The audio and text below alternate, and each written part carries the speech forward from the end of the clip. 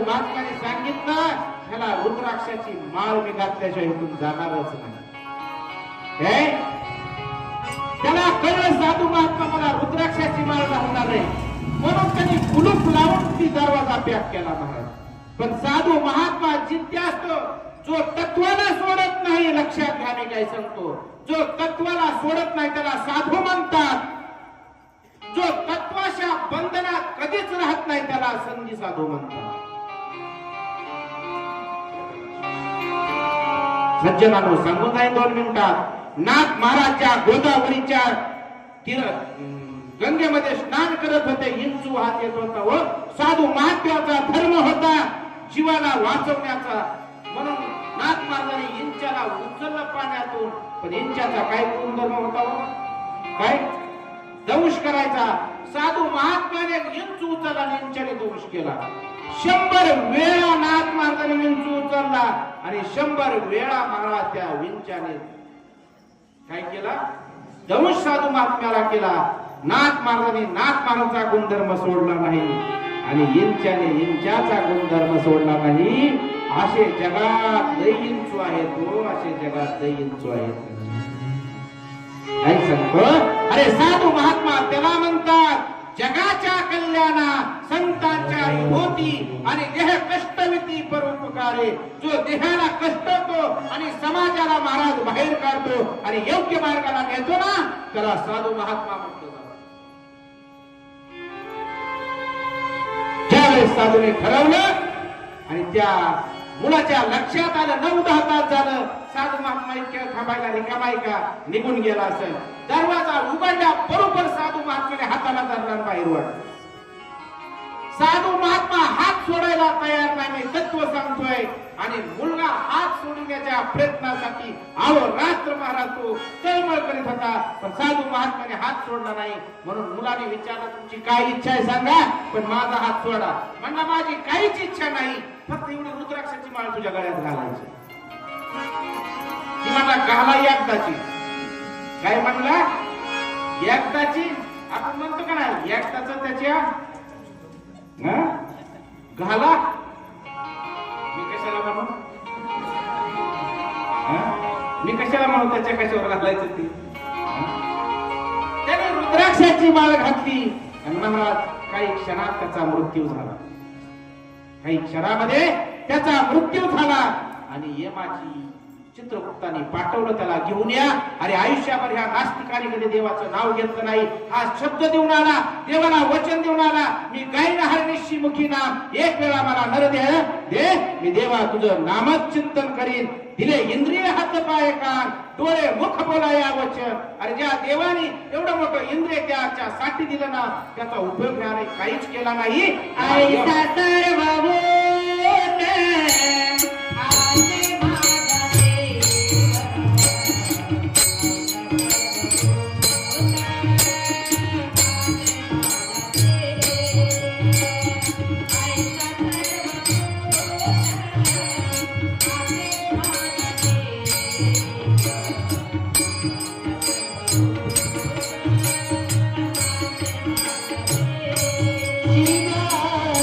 Thank you.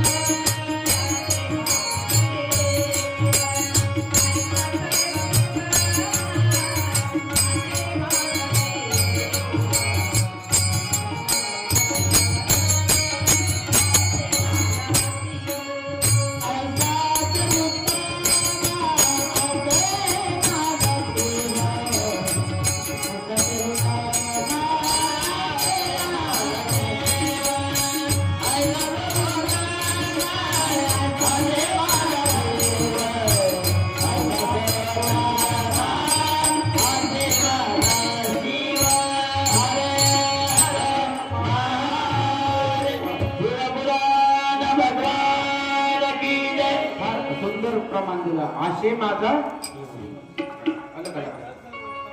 पैसा सर्वोत्तम. बघा शिव म्हणजे भगवान शंकराचं महात्म्य किंवा देव असा आहे. मला तर प्रत्येक संतांनी भगवान शंकराचं चिंतन. अहो आप्पा ही सांगून जाईल. आप्पा इथं बघा, आप्पा सगळे आप्पा भगवान शंकराचं नुसतं शिवसंप्रदायाच्या संतांनी चिंतन मानलं नाही. वारकरी संप्रदायाच्या प्रत्येक संतांनी शिवाचं महत्व सांगितलंय. सांगून जाईल त्याच्या कीर्तनामध्ये मी तुम्हाला. आलं का लक्षात? अरे भगवान शंकर शिव एक आघात देवता आहे की तो देव नाही. देव नाही, भगवान शंकर एक तत्व आहे की ज्या तत्वाला जन्मही नाही आणि मृत्यूही नाही. ज्यावेळेस यम लोकातली लोक त्याला न्यायला आली ना, यम लोकातली लोक उचलायला आणि कैलासातील देव भगवान शंकराचे दूत त्या ठिकाणी गाठ पडली. दोघांची भांडणं लागली. कुणाची? यमाची आणि गणाची.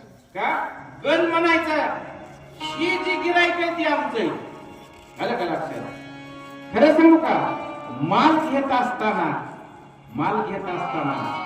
चांगल्या प्रकारचा माल घेतला पाहिजे. त्याच्यासाठी गिरायकाची भांडणं लागली पाहिजे माल घेताना. हा जो नाशिवंत माल आहे ना, माल जी घेण्यासाठी सुद्धा यमाची देवाची भांडणं लागली पाहिजे. अरे ही माझंच गिराईक आहे, तर ह्या जीवाचं काहीतरी कृतार्थ झाला, नाहीतर हे जीव कधी कृतार्थ होणार नाही. हो, कधी कृतार्थ होणार नाही. खरं सांगून जाऊ का तुम्हाला, ज्यावेळेस देहातील आत्मा निघून गेला, देहातील जीव निघून गेला, मग हा देह किती दिवस ठेवल्यावर चांगला वाशी? किती दिवस? खरं सांगा बरं. हा, किती दिवस? हा, महिनाभर ठेवल्यावर बरं? हा, अहो 3 तास ठेवला तर त्याचा पाय वळत नाही. हो, पाय काटून जातो. आलं का? मन लोक माझ्या पाहुणे येऊस तर त्याच्या पायाला तूप लावा. अरे आता काय तूप लावी? काय उपयोग?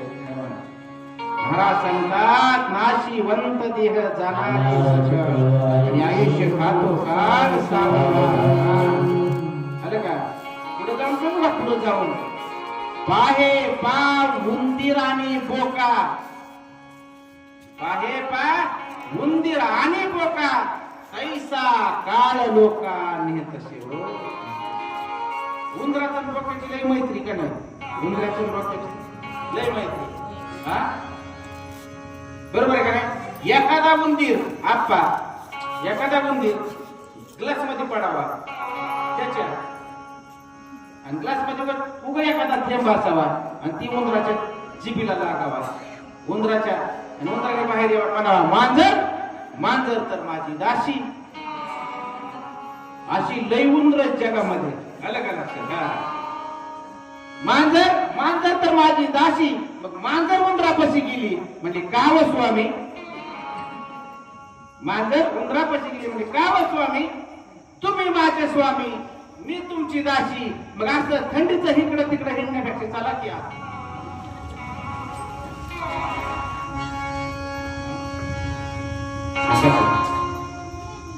पाहे पा उंदीर आणि बोका का तसा काळ उंदरासारखा बोक्यासारखा जेवून जातो. म्हणून काळापासून सावध राहायचं असेल तर गायी नहार निशी मुखी नाम. ज्या काळापासून ज्याला सुटका करायची ना, त्यांनी फक्त आणि फक्त भगवान शंकराचं नाम घ्यायचं. इतर काही नाही करायचं. हे सांगत होतो, भांडणं लागली. मग म्हणली ही भांडणं घेऊन चला म्हणजे आता अगोदर चित्रगुप्ताकडे.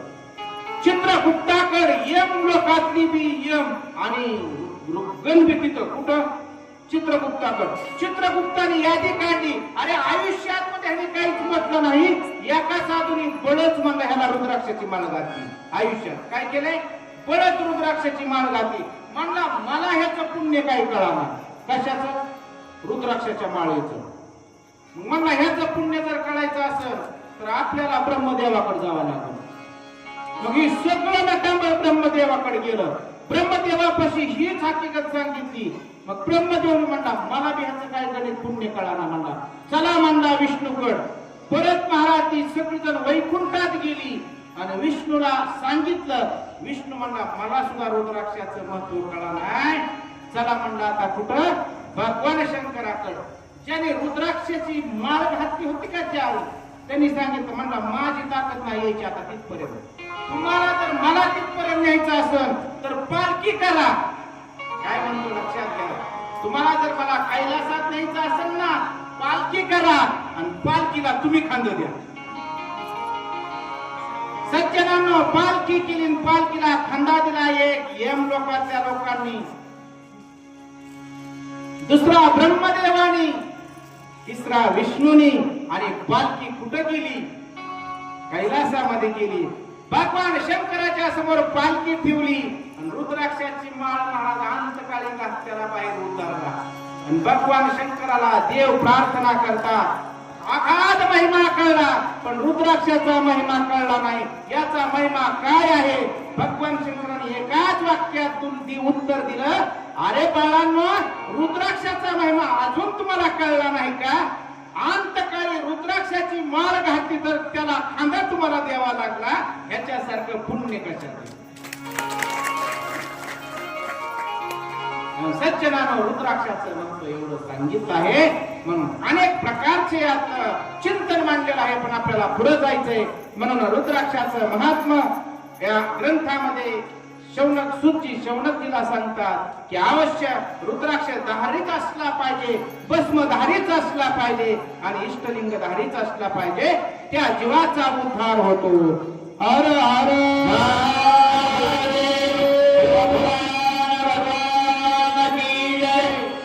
अशी हकीकतची जी गोष्ट आहे ती कुणी ऐकली? शौनकजीने. कुणाच्या मुखातून ऐकली? सूतजीच्या मुखातून ऐकली. म्हणून शौनकजी परत प्रश्न करतात, आओ शौनकजी सूतजीला प्रश्न करतात की ऐका, तुम्ही अशा अनेक कथा अनेक लीला मला भगवान परमात्म्याच्या सांगितल्या, पण आतापर्यंतच्या ज्या तुमच्या कथा आहेत ना, तुमच्या कथा सगळ्या पाप्याच्याच बाबतीत ऐकल्या मी. पाप्याचाच उद्धार होतो असं ऐकलं. पण या लोकांची जी तुमच्यावर असणार प्रेम हा अंतकाळ उत्पन्न झालं. पण अहोरात्र ज्याने तुमची सेवा केली आणि त्याला सहज जर कामाने स्पर्श केला, त्याला सहज जर वासनेने स्पर्श केला तर त्याची अवस्था काय होते? जो अहोरात्र तुमचं चिंतन करतो. त्यावेळेस शौनकजी प्रश्न करत असताना शुकजी सांगतात की ह्याच सुद्धा उत्तर शौनकजी मी सांगन. हजारो वर्षापूर्वी एका हिमालयामध्ये एका डोंगरावर एवढं प्रशस्त ठिकाण होतं आणि त्या ठिकाणात नारदजी फिरत गेले आणि फिरत गेले असताना नारद माहिती ना, नारद सगळ्यांना माहिती का? नारदजी, ती नारदजी आपल्याला आपल्या गावातले नारदजी माहित असते. आलं का लक्षात? की ज्या नारदाला किती लोकांत प्रवेश होता? 3 लोकांना. त्यांना कोण अडवत होतं का? मला एक जणांना नारदाचा प्रश्न केला कीर्तन केल्यावर. म्हणले, कोरे महाराज, माझा प्रश्न आहे तुम्हाला. म्हणलं काय? म्हणले, लय देवता पाहिले, लय संत महात्मे पाहिले, सगळी पाहिले, पण कुणाच्या जटाखाली कुणाच्या शेंड्याखाली, पण नारदाची शिंडी का वगैरे आज मला मिळच लागला. नारदाची शिंडी का बरं हे अजून मिळच लागला नाही? त्याचं म्हणलं उत्तर लय सोपे बाळा. म्हणलं का? म्हणलं तुझ्या घरी टीव्ही आहे का? म्हणलं आहे. तुझ्या घरी टीव्ही आहे ना? मग नुसता टीव्हीच चालू करायचा, अजून काय लावलंय त्याला? म्हणला त्याला अँटिना. आता नाही बघा तो अँटिना, आता तो अँटिना नाही, तो अँटिना लेवल होता पहिला. आलं का लक्षात? असा फिरवावा लागायचा सर, तिकडे घेतला. ती अँटिना फिरल्यावर काय येत होती? रेंज यायची त्याला. आलं का लक्षात? तो अँटिना फिरवायचा. तसं म्हणलं नारदाला तिन्ही लोकात फिरायचंय म्हणून नारदाची चिंडी वगैरे म्हणजे ती अँटिना आहे म्हणून त्याचा तिन्ही लोकांचा. आलं का लक्षात? हा सुंदर चिंतन ग्रंथामध्ये प्रत्येक विषयाचं चिंतन मांडले, प्रत्येक अवयवाचं चिंतन ग्रंथ. अरे काय नाही ग्रंथात? मी सांगितलं काल तुम्हाला, ग्रंथात काय नाही, पण आपण सगळं हे ग्रंथ मोडीत काढलं सत्य. आलं का? आपण तुम्हाला सांगू का? आपण सांगतो की ही शोध अणुचा रेणूचा आता शास्त्रज्ञाने लावलं.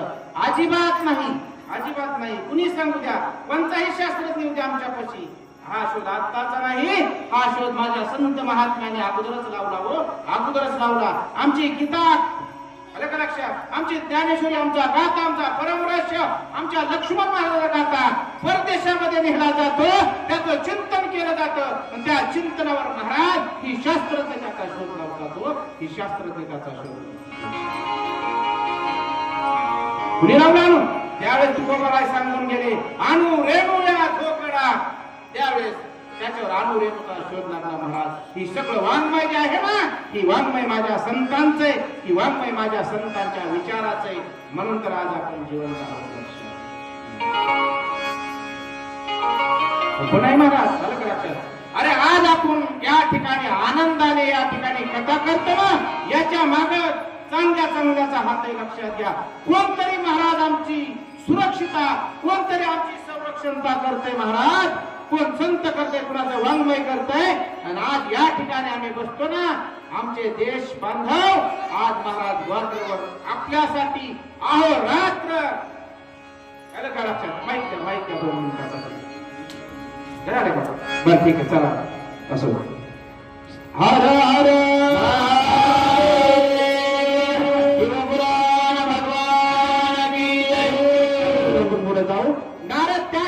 महाराज साधनेला बसतात. नारद साधना करतात. पण ज्या ठिकाणी नारद साधना करतात ना, त्या ठिकाणी त्यांची तपश्चर्या भंग करण्यासाठी इंद्रदेव महाराज कामदेवाला पाठवतो आणि कामदेव नारदाची ती तपश्चर्या भंग करण्यासाठी प्रयत्न करतात. पण त्या ठिकाणी नारदाची ती तपश्चर्या भंग होत नाही. म्हणून कामदेव परत इंद्रदेवाकडे आले, ती हकीकत सांगितली.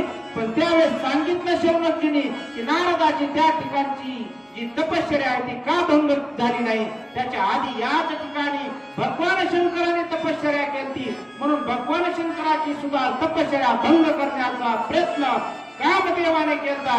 म्हणून भगवान शंकराने, मी तुम्हाला कालच सांगून गेलो की 2 डोळे झाकले, काय 2 डोळे झाकले, 3रा डोळा उघडला आणि कामदेवाला भस्म केलं. म्हणून महाराज कामदेवाची असणारी पत्नी रती तिने सांगितलं की काही करून माझ्या पतीला तुम्ही जिवंत करा. सगळ्या देवतांना विनंती केली. सगळे देव भगवान शंकराकडे गेले आणि भगवान शंकराला सांगितलं काही करून कामदेवाला जीव. भगवान शंकराने सांगितलं, हे देवांनो तुम्ही अजिबात काळजी करू नका, काही कालांतराने कामदेव जिवंत होईल. पण एक लक्षात घ्या, या क्षेत्रामध्ये कामदेवाचं कोणतंच कार्य सफल होणार नाही. का तर त्या ठिकाणी भगवान शंकराने साधना केली, म्हणून नारदाची तपश्चर्या त्या ठिकाणी भंग झाली नाही. पण ज्यावेळेस नारदाची तपश्चर्या संपली, नारदाला ही गोष्ट कळली काय कामदेव या ठिकाणी आलता, माझी तपश्चर्या काय केली भंग करण्याचा. पण मी एवढा मोठा आहे, आलं का लक्षात.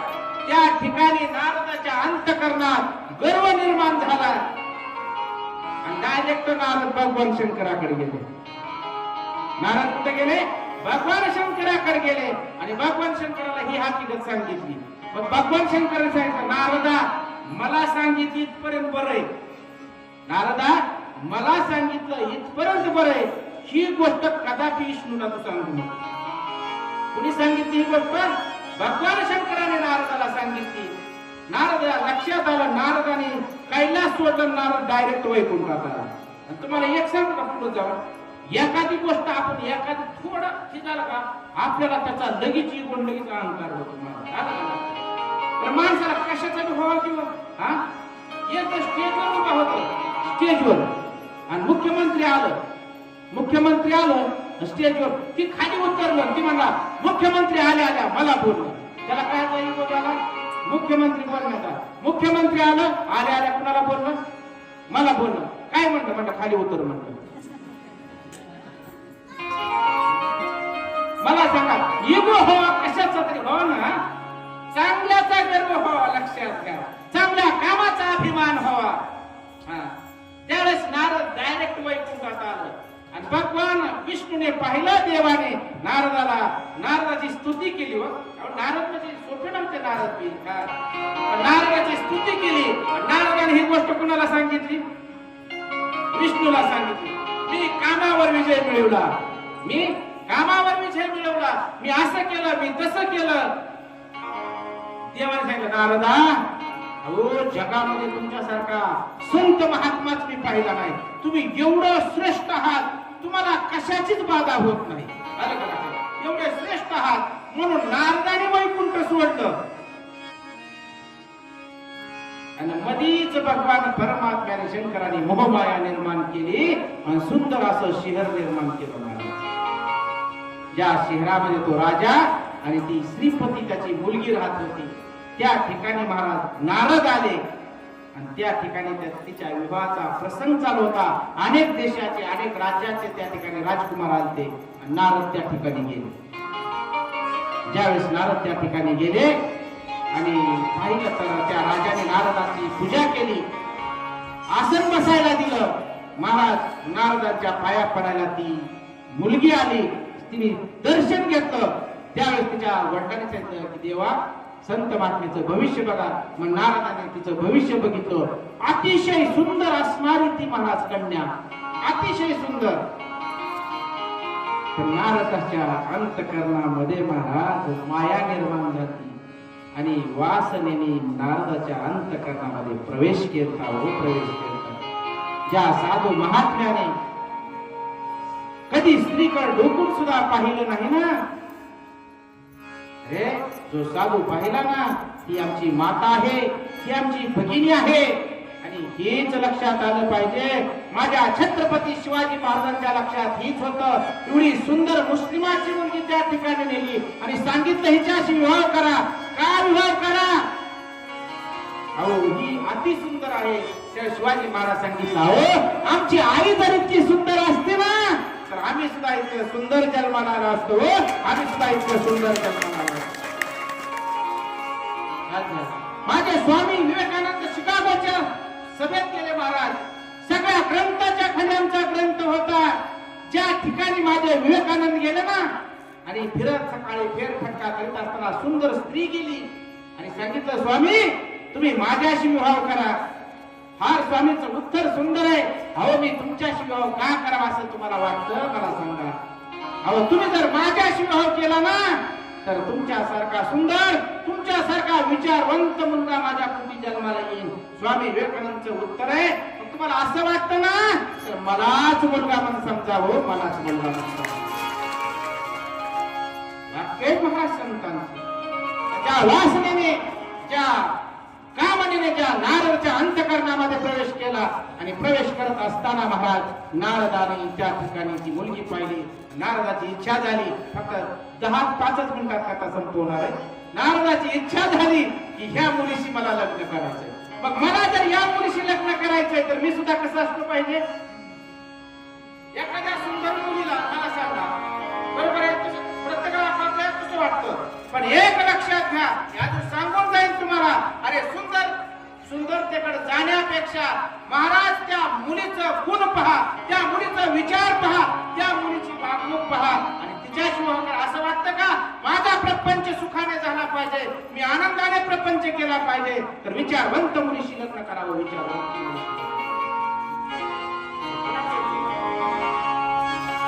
ज्यावेळेस महाराज नारदाला असं वाटलं, नारद विचार करत करत की राजवाडा सोडला.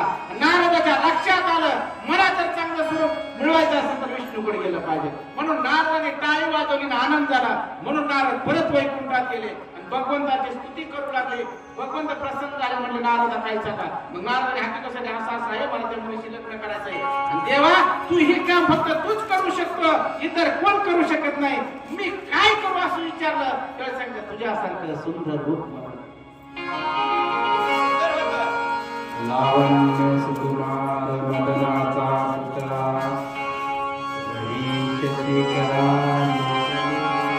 काय सुंदर होत. देवाचं रूप अतिशय सुंदर होत. म्हणून देवाने सांगितलं ठीक आहे तकास तू. देवाने महाराज सुंदर शरीर दिलं, पण तोंड माकडाचं दिलं.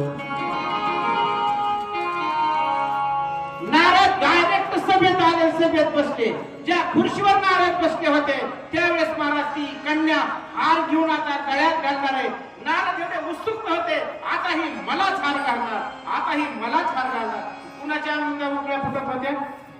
नारदाच्या. महाराज हा प्रसंग येत आला आणि त्या मुलीने त्या नवरीने नारदाकडे पाहिलं आणि रागाने बघितलं, पुढे निघून गेले. तेवढ्या वेळात महाराज दोन गण हसले, शिवाचे दोन गण हसले. नारदाने पाहिलं, त्यांना शाप दिला. त्यावेळेस त्यांनी सांगितलं, अहो देवा, संत महात्मे, आम्हाला ना शाप देण्यापेक्षा अगोदर तुमचं तोंड आरशात पहा, माकडाचं वांगणाचं तोंड तुम्हाला. नारद तार तार तार तार करत महाराज वैकुंठात गेले आणि अनेक प्रकारच्या शिव्या कुणाला दिल्या? विष्णूला दिल्या. आणि नारदाने शाप दिला कुणाला? विष्णूला. ऐक, मृत्यू लोकात एक वेळेस तुला जन्म घ्यावा लागेल आणि ज्यावेळेस तू जन्म घेशील ना, ती वानरच तुला मदत करते रे, वानरच तुला मदत करते. शिवमहापुराण फार सुंदर आहे, लक्षात घ्या. एका शब्दाचा जर विचार केला ना, तर प्रत्येक शब्दाचा अर्थ या ग्रंथामध्ये दडलेला आहे. प्रत्येक शब्दाचा अर्थ या ग्रंथामध्ये दडलेला आहे. त्यावेळेस भगवान शंकराने नारदाची माया काढून घेतली. नारद पूर्वपदावर आले. नारदाच्या लक्षात आलं मी देवाला. त्यावेळेस नारदाने पाहिलं, पश्चाताप करू लागले, अरे देवा, माझ्यामुळे तुला शाप झाला, मी शाप द्यायला पाहिजे. पण एक लक्षात घ्या, सगळ्या देवाचा जर लाडका कोण असेल ना, तर ते नारद लाडका भक्त सगळ्या. का माहिती का कशामुळे लाडकाय? माहिती का कशामुळे लाडकाय? ती नारद असा आहे, विष्णूची चाडी ब्रह्मदेवाला, ब्रह्मदेवाची चाडी भगवान शंकराला, आणि भगवान शंकराची चाडी विष्णूला.